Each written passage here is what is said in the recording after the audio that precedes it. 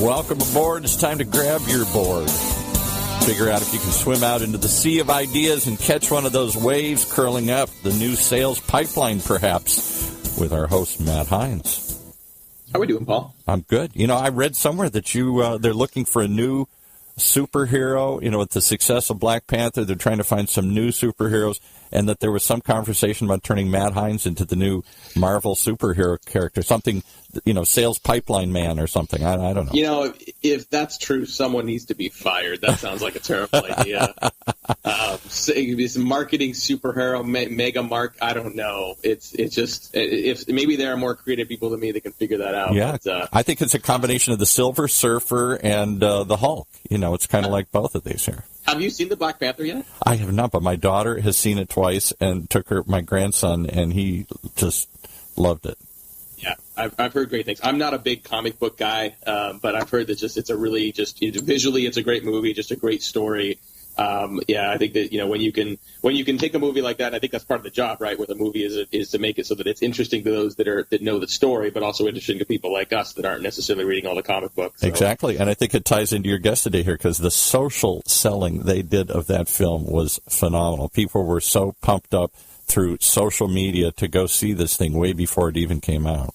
Well, it's amazing, you know, what we've seen over the last few years with, you know, the ability not just through social, but just to build a groundswell of interest beyond just your traditional advertising budget. Right, I think one of the first examples of sort of a great word of mouth campaign for a movie that ended up being a fantastic case study, not only for the word of mouth potential, but also for the fact that cannot make up for a crappy movie, was for the campaign around Snakes on a Plane. And I don't know if you saw the movie Snakes on a Plane. But, like, you know, you would think that a Samuel L. Jackson doing a movie with snakes on a plane, like, this just got so much potential. It was a terrible movie, right? But it got such a high amount of buzz, and the media value of the buzz that it got was just unbelievable. Well, because it really just grew out of a joke almost on social media, and then they made a movie because it wasn't really, as I understand it, wasn't really a real movie, and it was just sort of something somebody was playing around with this thing, and it grew in such interest that they thought, I guess we got to make a movie, and they rushed it into production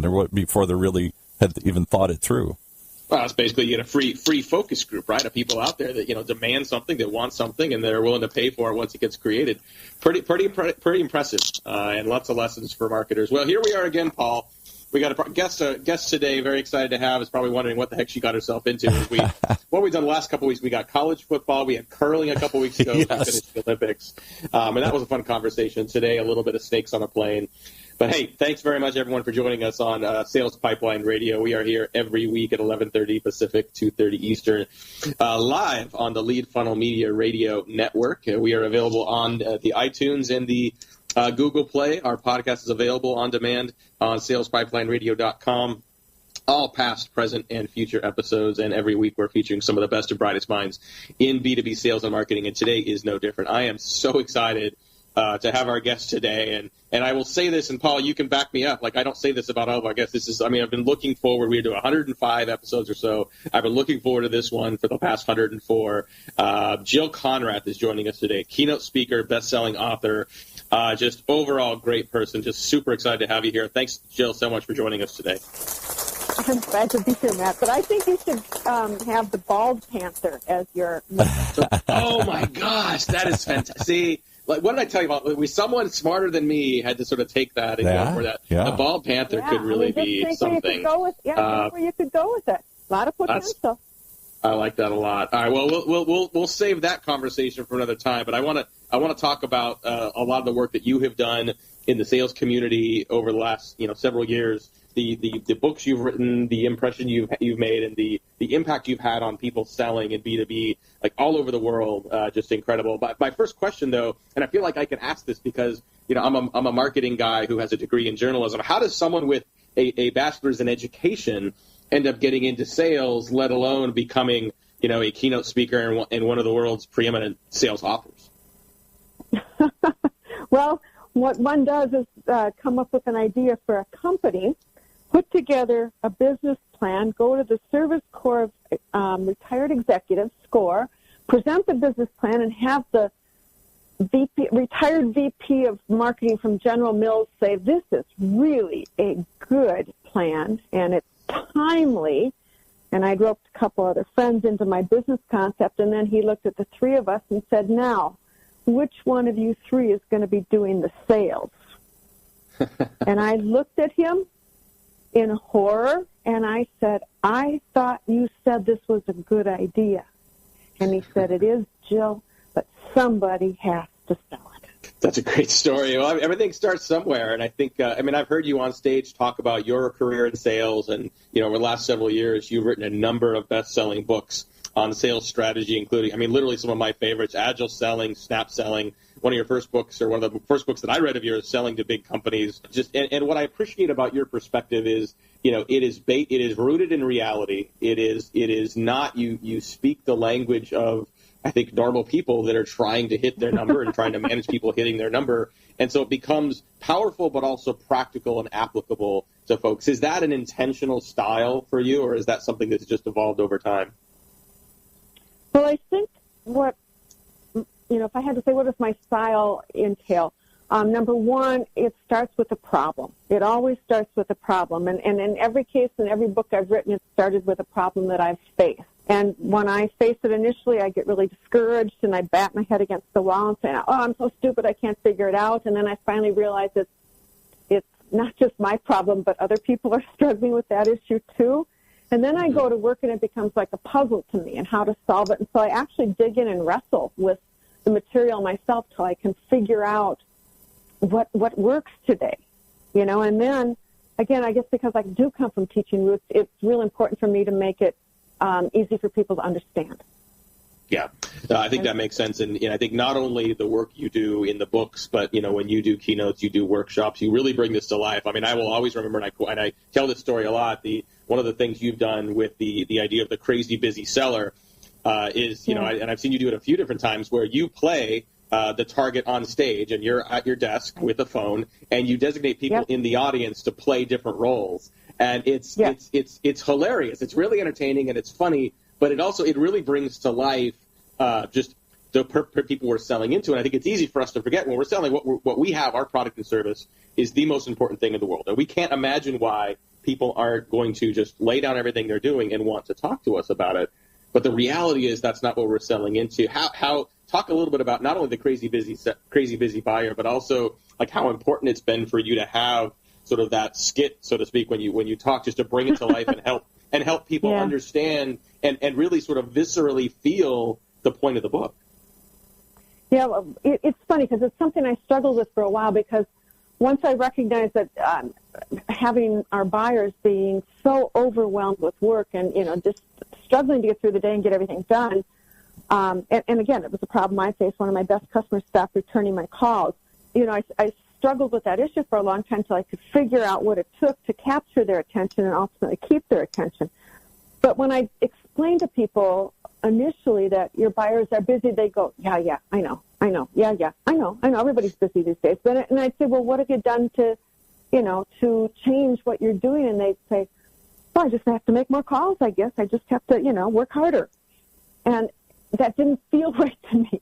There's got to be something that changes. And so what I realized that in order to have sellers really, truly understand what it was like from their buyer side, I needed to take them into their office. And I couldn't do it in reality, so that's why I started doing improv role plays, where I played the role of the buyer, so they could literally see what was happening. And I have people in the audience or other people that are in the training session role play my colleagues, just showing in the morning in the life of Jill Konrath, the crazy busy buyer. And then typically at the end of the role play, if I'm doing a training session, what I will do is I will have people call and leave me a voicemail message, and I'll listen to the voicemails, and I'll listen to 7 or 8 voicemails from the people in the audience, and I'll hang up as soon as I get bored with their message. Yeah. And it's like it's total shock to these people that I hung up on them. Like if they say, "Hi, this is Jill Konrath. I'm the I'm an account rep for Leapfrog Strategies." I just yell out, "Delete," and they go, "Well, why'd you delete me?" They couldn't understand it. And I'd say, "Wait a minute, you just saw what was happening in my office. I don't care. You said your name and your company. I'm not interested in that right now. I've got some other problems that have to be solved." So I had to break through people's perceptions that they could just keep doing what they were doing. It was like, no, when people are this busy, you have to fundamentally shift how you do things in order to pique their curiosity, make them stop and listen, and actually then respond to you and say, hey, I'm interested in learning more. We've got Jill Konrath today on Sales Pipeline Radio. You can check more out about Jill at jillkonrath.com. She's got a ton of great resources, a lot of free sales resources on her website, including links to all of her great books. And I think it's a hard lesson to learn, and it's hard to sustain that. I think, I talk to a lot of sales teams, and I know, or a lot of marketing teams in our case, and I know you do as well, just that have so much to say and feel like they need more time to share a particular story. And I often tell people, listen, you don't earn the right to tell your story until you show that you care about them and their story first. But you still only have, like, when they don't know who you are, when you're coming in cold, you only have a couple seconds to get their attention. Someone told me once, and maybe I heard this from you, that when you're leaving a voicemail, you have just a couple seconds to get someone to stop typing. Like, people are multitasking as they listen to voicemails. Talk about how that has evolved for you into, you wrote the book Agile Selling, as sales reps, not only sort of, adapt what they're doing to that crazy busy buyer, but also sort of adopt the way they're selling into the way that buyers are engaging with information and learning today. Yeah, I mean, one of the things that I've always tried to stress with people is that they really need to stop and think about what they're doing, and they need to strive for maximum impact in every single customer interaction. And that customer interaction may be a 20-second email message, maybe a 60-word or 20-second phone message, a 60-word email message, but what can you do to have the maximum impact? And I think way too many people in sales just say make more, do more, send more, have more meetings. But to me, the smartest thing to do is to ensure that every single interaction provides some value and moves you toward things. And this is what I always try to work with people to do. Now, wait a minute. You just, sent out this message. You're getting no response. Well, maybe you ought to look at what you're saying. There are lots of different ways to change up what you're doing. And so I really try to get people to move into experimental mode. Like, there's no right way. What we need to find is a better way. It's always better, better, better. What's the better way to do it? What can we do to get a higher response rate? How can we, I think research shows that a huge percentage of initial meetings never turn into follow-up meetings. Finally you've got a meeting with a client or a prospect. This is like a moment in gold. It's taken you so long to get here. What do you need to do to have the best meeting, And where do you need to start? How do you rope them in? What questions do you need to be asking? How can you put it together in a sequence that moves it along? What do you need to do to get them to move to the next step? People should be thinking all the time about this, not just thinking that sales is about me talking about my stuff and convincing you. There's no convincing anybody to buy. It's all about movement, and it's about being the best at every interaction. So real quick before we have to take a quick commercial break here, I think, I love what you're saying, and I think that there's an awful lot of organizations that have their sales playbook. They have the way that they sell. And I think sometimes the idea of being agile and testing those new things, if I'm a rep, I may get in trouble for suggesting something that's outside of the playbook. What advice can you give to reps as well as to the managers of those reps to really sort of balance what is sort of maybe a consistent process with the need to continue to adapt? What I would suggest is to focus on experimentation, saying, this is our playbook. Let's see if we can make it better. And sometimes one rep who's got an idea I think a manager should go to the manager and say, I've got this idea. I think it might work. Can I test it? Can I experiment with it for a certain period of time? Can we get some data to see if this might be a little bit better? I think you can have team challenges where people spend a week trying something different to see if they can get new approaches. I think just because we have the process down does not mean it's the best process. It might be a good process, but there's got to be ways that you can make it better. Got to be ways. Absolutely. We're going to take a quick commercial break. We got to pay some bills. We'll be back in a couple minutes with more with Jill Konrath, author, speaker of a number of books, including Agile Selling, Snap Selling. We're going to be talking a little more about the concept. We're sitting here at the Sales Hacker Conference. Paul, we're going to figure out whether sales hacking and growth hacking has a place in modern selling. We're going to talk a little bit about women in sales.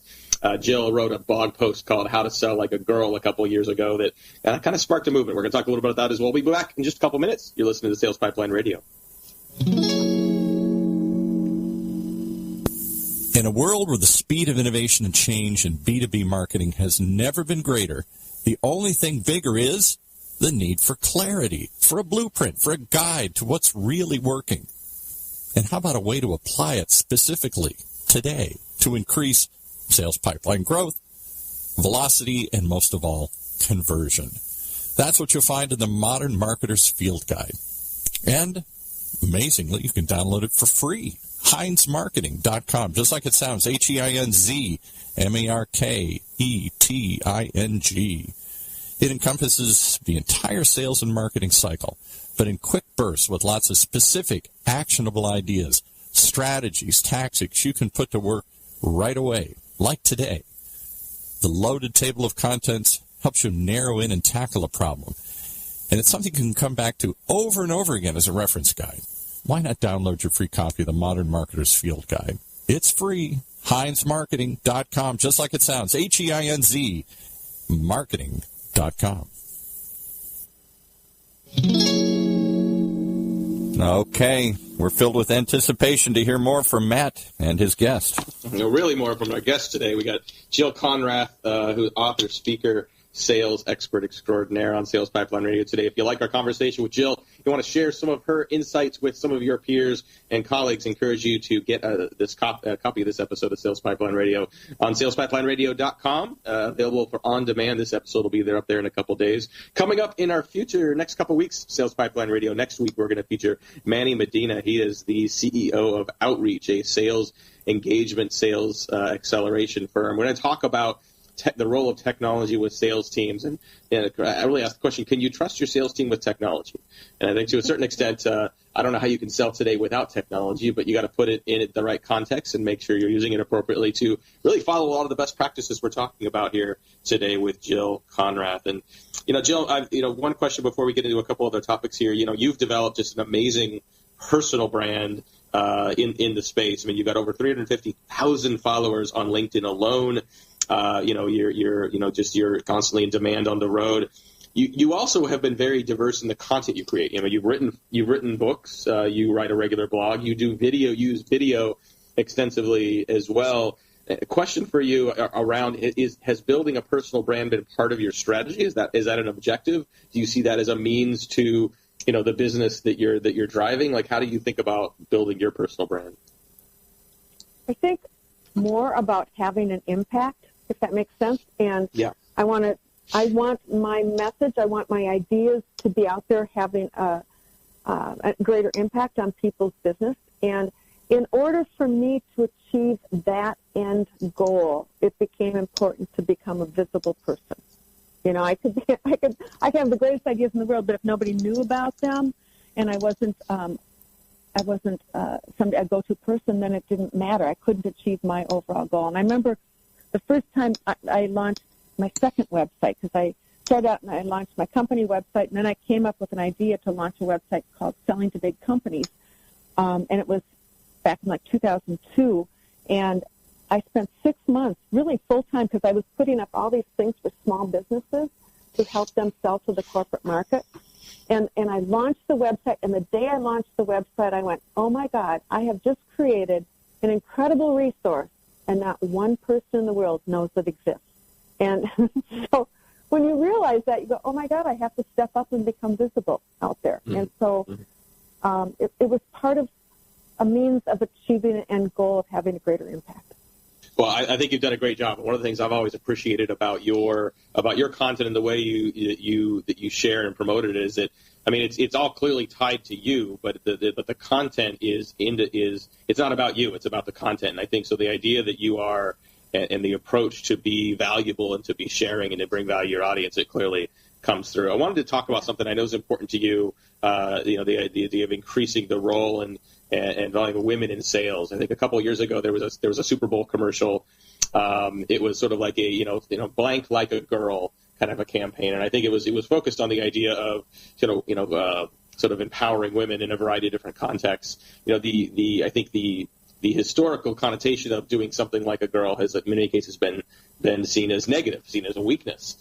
You wrote a blog post. I think the headline was something like "I sell like a girl and I'm proud of it," and that went viral very quickly. And I think there has been a significant amount of discussion around women in sales, how to elevate the role of women in sales, how to help develop more women sales leaders. Why is that something that's been so important to you? And I mean, it was a couple years ago at least. Have we made progress? What else do we need to be doing to keep this prominent?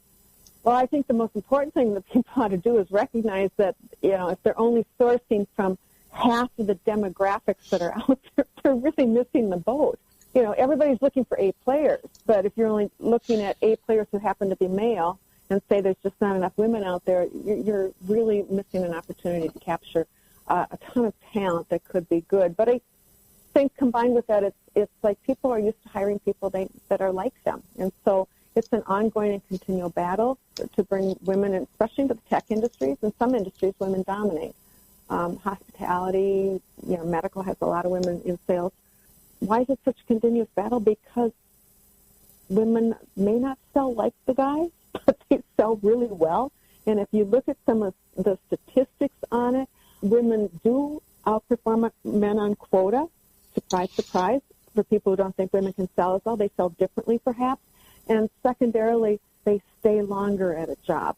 And so if you're a smart business person and you go, wait a minute, here's these people that perform, at least equivalent to the guys, and their tenure is longer, I mean, it's a good business decision to hire women. So to me, it's just an ongoing challenge because people hire people they're comfortable with.